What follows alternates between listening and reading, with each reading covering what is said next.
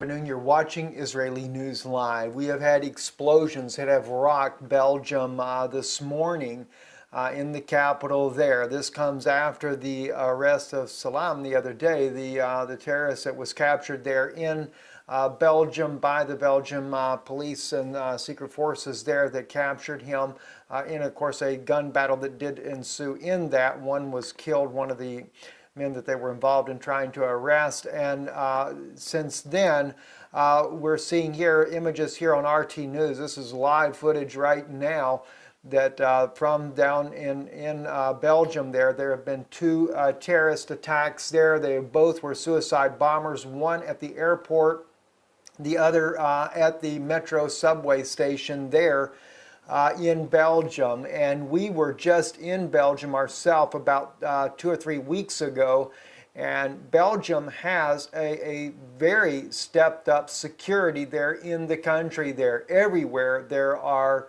soldiers. There are soldiers in the malls, there are soldiers at the airport, there are soldiers at all the embassies. There are just an increased presence military power in the state. But as you can see, no matter how much military presence they have there, you're not going to stop suicide bombers. There has been one person already interviewed on RT News that has stated that they believe that there's a possibility that Turkey and Saudi Arabia could be connected to the terrorists as well. And they're stating that in some cases, they're not doing enough to be able to stop terrorism. Now, that I can certainly believe to be true, because we know that Turkey and Saudi Arabia both have been backing the ISIS forces against the President Assad of Syria.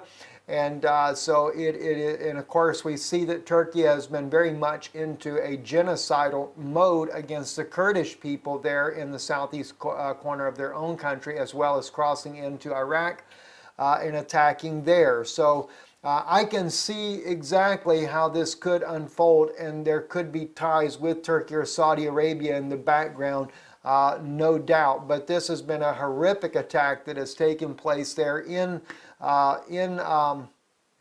Belgium, as you see on the screen right now, at the, as I said, as a subway as well as at the airport. And at the airport, people were running frantically.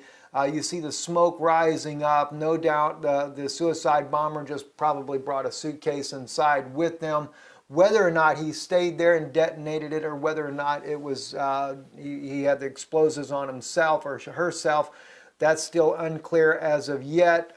They still don't know exactly what the total is. Right now they're saying there are 50 wounded. There are at least 10 people that have been killed as a result of the two blasts combined together. So we will be updating you a little bit later today as soon as we can find out more about this. It is a very serious situation there indeed. And I will also be sharing with you some of the photographs that we have done in Belgium ourselves to give you an inside look at just how strong the security there is in this country.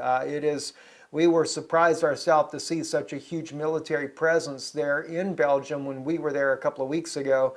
And no doubt, as I said, and as they've said on the news as well, the security will do no good in the case of suicide bombers. You just don't know that this is what they are. This is something where the Israelis, no doubt, could really help Belgium and the European Union, period, in regards to this type of situation, because at least with the Israelis, they have learned to be able to thwart many of the suicide bombing attacks. So they definitely have an inside hand on just what to do in a situation like that. I'm Stephen Benoon. You're watching Israeli News Live. Shalom.